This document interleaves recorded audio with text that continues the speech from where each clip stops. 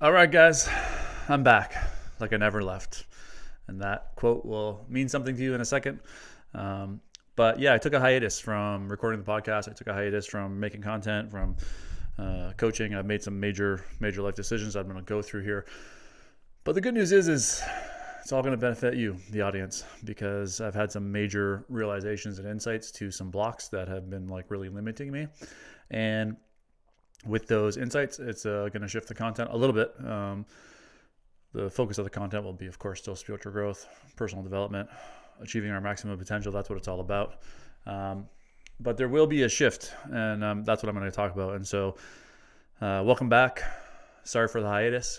I know I've been gone a while. Not that a ton of people are watching, but regardless, one of the things that I did realize over that hiatus is one of the things that I'm definitely supposed to be doing in my life is teaching and helping people, and that's a legacy I want to live. I want to lead.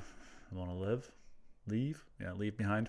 And that was one of the realizations I had was like, what is it that I'm really doing here? And I got so wrapped up in how it was all supposed to work, how I was supposed to turn this thing into a business and all of this. And I got removed from what I'm supposed to actually be doing, which is just helping people. And that was a major realization. And this all came about. And these realizations are about just like inner work and putting yourself out there. And these are all going to help you. So just stick around if you're wondering why I'm going on this rant. But essentially the big realization that I had came from taking that step back. And this is one of the things I think so many people don't do, and myself included, is we get so wrapped up in our day to day and we're busy and we're trying to, evenly, if we're running a business, we're trying to make sales and we're trying to get ahead. And then we never take any time to step back. And I call it head up time because I read this in the Jocko Willink book where he gives this example of all the Marines were like looking down the barrel of their gun and no one was making a call on what the next move was. And it wasn't until he stepped back and looked up that he could see the whole battlefield and he could make the decision to move forward. And this is kind of like what happens when we get in this head down mode of looking down the barrel. We forget to look up so that we can see the bigger picture. And that's kind of what I knew needed to come for me out of this hiatus that I decided to take. Was I knew that I needed some head up time to get more clarity, and that clarity came in like an instant. Like it just came so fast, and it's been up until this point until today, where I finally said, okay, I'm gonna start putting this all together again, and so I can start releasing content. And the big piece of that clarity, well, there's a couple of big pieces, but I'll break them down for each of you. The big piece of that clarity was I had been guided for me by God to help people. Like that's all I want to do. I was just at my wife's great uncle's funeral out in Leamington, and there's like literally thousands of people at this thing, line up out the door, 700 people at the lunch after the funeral. And it was like, wow, like this is amazing. And why? It was because he impacted people's lives. He, when you met him, he was always warm and welcoming and wanted to know about your life like genuinely. And because of that, he touched a lot of people, and they wanted to show their respect. And I was like, okay, like this is an amazing life. Not that I want this, I need the notoriety or I'm worried about legacy. It's just that I want to be able to have helped so many people that they will feel the need to come and pay their respects at the time that I die. And so it's meaning that my life meant something. I impacted people in some way. And the thing that I realized about that is, my gift is the gift of gab. It's like I've always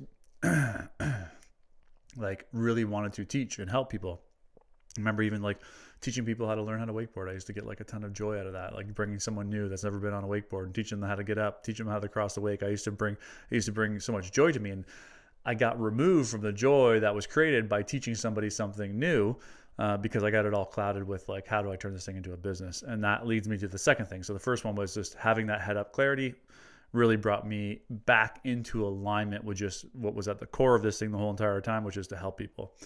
The second part was desire was blocking me once again. And this has been the theme of my life. This is like, was a big aha for me. The recognition that desire for more was actually like my greatest limitation to obtaining more. And as I learned to turn down the noise of the desire in the mind, meaning that my mind would constantly be thinking about how I could achieve more, how I could do more, how I could be better, how I could be a better golfer, make more money, be a better spouse. It's like be in better shape. It's like, is this like an endless bereavement? I don't know the word is there, of thought that thought created noise, which left no space for the clarity that was required to make major leaps in my life. And I'll give you an example of that clarity. So the reason I said that, I'm back like I never left, I started that podcast because I just did this Dancing with the Stars thing where I danced in front of 700 people. I had to learn a dance. It was like insanely nerve-wracking. And I danced a Macklemore song, Glorious. And the beginning of that song was, I'm back like I never left. Anyways, we do the whole dance of that. And so part of that being in that dance was to raise as much money as you possibly can. And so I came up with all these ideas, and we launched this big event at Lungo Vita, which was successful. We raised like 12 grand. And my wife did an event. I was messaging people. I was doing all of this work, and I recognized that I was trying to control it. I had to figure out how to raise money. And then in the last week leading up to it, I was behind this one guy that was raising a bunch of money, and I wanted to be the guy that raised the most amount of money. And I was behind this one guy. And the last week I said, there's nothing I can do. Like, I can't beat this guy. He's got too many contacts, and he's got access to a bunch of people with money. And it seems like every time I open up his thing, he's got more money raised. And I said in that moment, and for me, again, it's God. I said, God, hey, if there's a way for me to raise a bunch of money, but I'm done like doing all this extra effort. And I had put on a big event at Lungo Vita. I'd been harassing people for money. And I'm like, I'm not doing any more of that. Like, I felt like I'd really put my best foot forward to try and raise as much money for this charity. And then I said, if there's a way I can make more money with very limited effort, I just need you to show it to me. And then after that, I stopped trying to think about it. I stopped trying to come up with a way to make more money. I was just like, I'm done. Like, God, it's in your hands. If you want me to be the guy that raises the most amount of money, then you show me a way. And literally, once I surrendered it, once I got on my own way, the answer came to me in a flash, which was to do a big raffle out at Lungo Vita. And it's seemingly like a very simple thing, but we did a raffle for 2 nights. We teamed up with Paglione Winery, and they put in a $400 gift card for dinner. And it was this amazing package, 2 nights for 2 people, or so for 4 people, so for 2 couples, Lungo Vita, this whole thing. It's like a $1,500 value. And I launched a raffle with ads online, and in a matter of a week, that raffle raised like $5,000, right? And it still wasn't enough to allow me to win. I missed the mark. We raised $40,000, and this guy raised 46. But the realization was, if I would have just done the raffle from the get-go, I would have raised probably $100,000. Like, that's really what I believe. I raised $5,000 in a week. I had 6 months to prepare for this thing. And so I realized that by finally letting go of how it was supposed to happen, the answer, which is usually better than your answers, came to me in a minute. And I'm like, oh my God. But this has been something that has been happening over and over again for me, is realizing that my own mind is actually limiting me from the flow, the universal flow that we're always connected to. It's like, you can be riding the wave of the unfolding of the universe, or you could be swimming against the current. And most of us are swimming against the current. I have been swimming against the current for the better part of my life. And so there have been moments, very few, to be honest, there have been very few moments where I have felt that flow. And I am now leaning more and more and more into that flow, because I know that that is everything. And one of the moments of flow, and this was the gift that came from making it not about myself and giving back to charity and doing all these things, was that clarity that came from this stepping back, combined with the charity event and all this, was that, hey, the reason that you're clouded is because you're trying to figure out how to turn what it is that you love to do, which is cheap and to help people, into a business. And the answer that came was let's let God figure that out. Stop trying to make any money whatsoever from this work. And ever since that clarity came through, it was like the greatest aha moment of my life. And so now this podcast and everything that I do with respect to spiritual teachings, personal development, all of that stuff, I'm just going to do for free. I'm going to release free courses. I'm going to record my podcast where I get to know people and get to know what their challenges were, what things they had to overcome, what realizations about themselves really move the needle when they were in this state of flow? How did they get there? How did they manifest the life of their dreams? Like all of that stuff is what I'm gonna be digging into, and it's gonna be awesome, and it's gonna be amazing. And I'm not trying to get anything from it, which feels literally magnificent. And now this doesn't mean that I'm going to renounce all money if for some reason I blow up on YouTube and YouTube starts paying me thousands of dollars a month because of the content that I release. So be it. I'm not going to say no to it, but I am not going to put any energetic mental energy into trying to figure out how this thing's going to make money. I am going to leave that in the hands of God. And that has felt really, really good. So I know the question that you're probably asking if you're listening to this thing is, well, how are you going to make money? Well, I'm going to do what I do. I'm an entrepreneur. I've been an entrepreneur since I was 16 years old. I'm going to run my company, Lingo Vita, and I'm going to make a bunch of money. And it's going to be great. It's going to be fun. But that's how I'm going to use my money there. And then with respect to this work, that is 100% entirely in the hands of God. And also like the abundance that I want to bring into my life, the flow of ease of creating wealth that I want to bring to my life, that is also actually in God's hands. Like even what I'm doing out at Lingo Vita, it's like I'm like no longer trying to control the outcome, because I recognize that in trying to figure out how to make anything work, you are actually blocking yourself from making it work. You're not that you're blocking yourself from making it work. You can still make it work by figuring it out, but it will come into your life much quicker and probably in much more abundance if you just let God sort it out. And so that's what I'm basically doing, is I've just stepped out of all of the control of this whole entire thing. And in fact, I'm actually going to go the complete opposite way. Like if anybody comes up to me and offers me money or something along those lines, I'm going to say no, because I just have to be completely removed from this thing. Like, because I just know that if I have any little inclination of I can get out of this, it's going to cloud the work that I'm going to do. And I'm just removing myself from it. I'll go make my money in other places. But I do love to teach and coach, and I do love working with people and having them uncover realizations that have been limiting their whole entire lives. Like that to me is like magical. That's the payoff that I'm getting. And I'm happily going to receive that payoff for sure. But if there's a financial element in it, I am just going to essentially renounce it. And so that was this big thing, this recognition that the trying to figure it out, the desire, it was a huge block. And so it's gone. The clarity was part two. So if you haven't taken a step back in a while, you can come out to Lingo Vita if you want to support me, because you can't hire me as a coach anymore. If you want to support me, come out to Lingo Vita for 2 days and get the clarity that you have been missing. That clarity may reveal to you the very thing that is limiting you most, which for me was that desire that was still in me. I thought I had done a bunch of work on it, but it was still whispering. And so now I'm just essentially finally putting my boot on its neck one last time and being like, hey, if you're not going to go away, I'm going to essentially, renounce you completely. And that's what I've done with desire. It's like, and granted, this did come with removing a lot of desire that led me to live a life where I could say I'm free from needing anything. Like my wants from when I was 20, the things that I wanted to the things I had, there's a huge gap. And now when I'm, being 47, that gap is obviously a lot smaller. There's really nothing that I want in this world. Now there's things that I would prefer to have. I'd prefer to live on the water in a beautiful house. I prefer to have a Ferrari parked in my garage, but do I need it? No, 100% not. Do I really, really want it? Yeah, I really want it. But like, if it doesn't show up in my life, it's no big deal, right? Like I'm like really, really content with where I'm at in my life.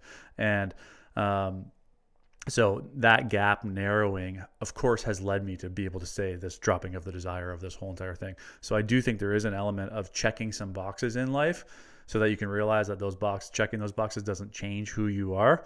And then it will lead into deeper realization. So there may be like some steps that need to be taken before you can do that. But regardless, if you take a step back, you're going to create clarity around what it is that you need to do to begin making major shifts. And so, that's what happened for me from this like kind of like 4 or 5 month hiatus I've taken from creating content, is the clarity came. And so I know I'm beating that point to death, but it's like, that's how important it is, because we are wrapped up in so much noise these days. And if we don't take that step back, we may miss like the miraculous essentially. And that's kind of like what happened to me. And then the next thing that came to me was like, essentially knowing that like spiritual work is like it's funny because like as I had these realizations, you start to like the spiritual work that I do, I'm starting to read things differently, and I'm like, oh my god, it's like this stuff should be like freely given, and so like if I'm going to teach someone how to make more money, then maybe I'm going to charge for that. But like if I'm going to teach someone how to grow internally, there's going to be no charge for that. And so that's all just feeling really good. The other realization that came during this hiatus, or during this clarity, was how I had been using pleasure to not feel, and how the seeking of pleasure has also been one of the greatest limitations in my life. And so if we're just kind of like putting them in order so you can recap them, the first one is if you're not creating clarity, you're being blocked. So create some clarity. Second one is, for me, was desire, or let's call it controlling or trying to figure it out. It's like you got to get out of your own way to let that energy of the universe that's working for you always to unfold. And how do you do that? You say, I'm kind of done. I'm done trying to figure this out. Just show me the way, and then wait for the answer to be revealed. And the answer pretty much always comes. But then the third part, and this is the last part of the podcast, the third part is the seeking of pleasure. And man, it's just been coming through with such clarity on how I've been using pleasure, usually of the senses, let's call it food, drinks, ease, like comfort. Like that was one of the things that I found in this dance, was like, I was so restricted. Like I wasn't allowing myself to like just be free because of all of these programs of like what people think, and I can't look stupid and all of this. Like there was no free movement. And I was like, man, I have like allowed myself to become so restricted and closed because I've sought the pleasure of comfort. I've stayed in a lane. I haven't got out of that lane at all because of the fear of people making fun of me or whatever. And it's all subtle. Like it's not like I consciously have these fears that people are going to make fun of me. Like I could literally care less what people say about me. Like literally care less. Like I've released videos where thousands of people have basically said I'm a traitor and all this when I was releasing videos about Canada and the Trump thing. And so like I'm cool with it. Like it's fine. In the beginning it did really mess me up, but now like I'm completely cool with it. And so, but that's what I'm saying consciously. But unconsciously, the person who's really driving the bus is, there still is this person who is, even maybe it's habitual, that can't even move freely, that can't even dance freely because I'm worried about how I'm gonna look to others.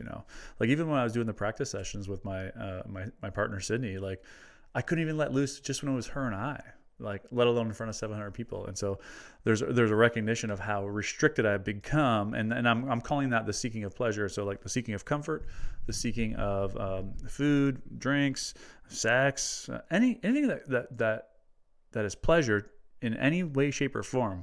Accomplishment could be pleasure. Working hard could be pleasure. Working out a lot could be pleasure. Like, and so not that I'm not going to do those things, but I am no longer going to try. I'm no longer going to use those as tools to not feel what it is that I'm avoiding. And in fact, I'm kind of moving into like more of like, I don't want to say like monk-like state, but I am going to kind of like renounce a lot of stuff, like kind of like the way I've renounced the desire for money with respect to coaching. It's like, I am just not allowing it. And so when I renounce it, guess what? I'm probably going to be faced with, well, I'm going to have less. And I've already faced that a little bit. Like, I take a salary from Lungo Vita, and I figured out the hourly rate. And I'm like, it's like I'm taking, well, I'll just be clear with you. Like I'm taking like $125,000 a year salary from running Lungo Vita. And, I'm like, that's like $60 an hour.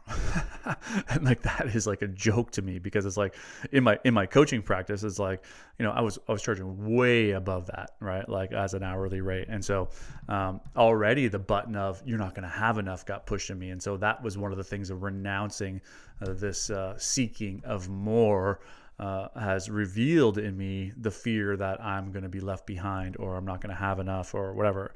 And so then that had to be dealt with. And the second I dealt with this, I just moved back into the trust of like, hey, I'll just let God figure it out. And if I'm supposed to be making, $5,000 an hour, like let God figure that out. Right. And so, that let me step back from that. And so this is what I'm doing with all pleasure. I stopped drinking Coke Zero. I'm actually thinking about completely cutting out all like highly flavorful food. How wild is that? Like, not that I'm going to deny myself of all of this, but like, I do believe for periods of time, like I might move to like very bland food, like as wild as that sounds. But because the recognition is that going to those things that give me that little dopamine hit, social media would be another one, that give me that little dopamine hit. These are all things that I'm using to not feel the things that are limiting me most. And in order to have them revealed, I am going to have to remove the source of escape. Right. And so that's kind of like where it's all headed, is to recognize that, like, holy shit, like I am doing a lot. And so then what's beneath the surface? Well, I have an idea of some of the stuff, but some of the stuff is repressed, meaning some of the stuff is stuff that I wasn't even aware that was there. Like the dancing one was like, for example, like I kind of knew, but it wasn't until I got into that dance that I recognized how restricted I had become.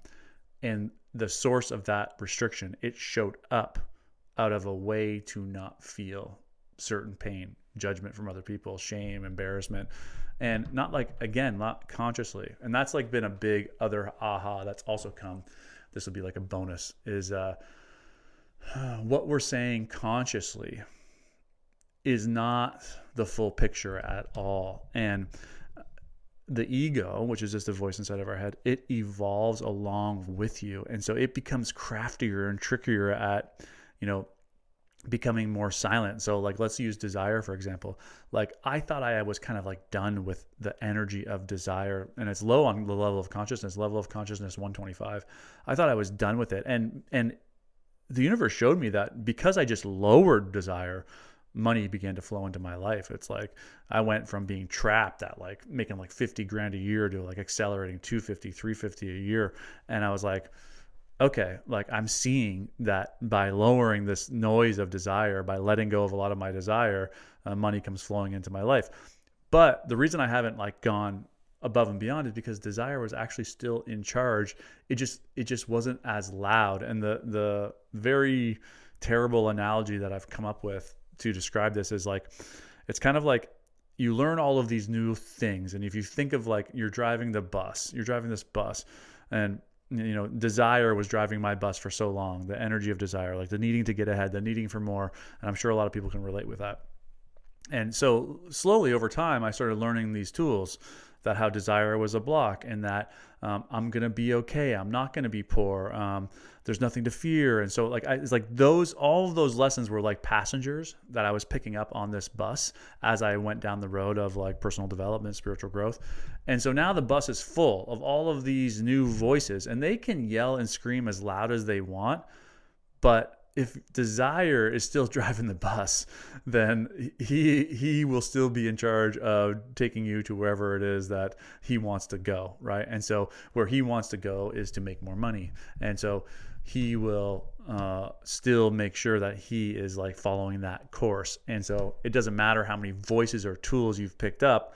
It's kind of like, and even though those tools were experiential, a lot of them, right?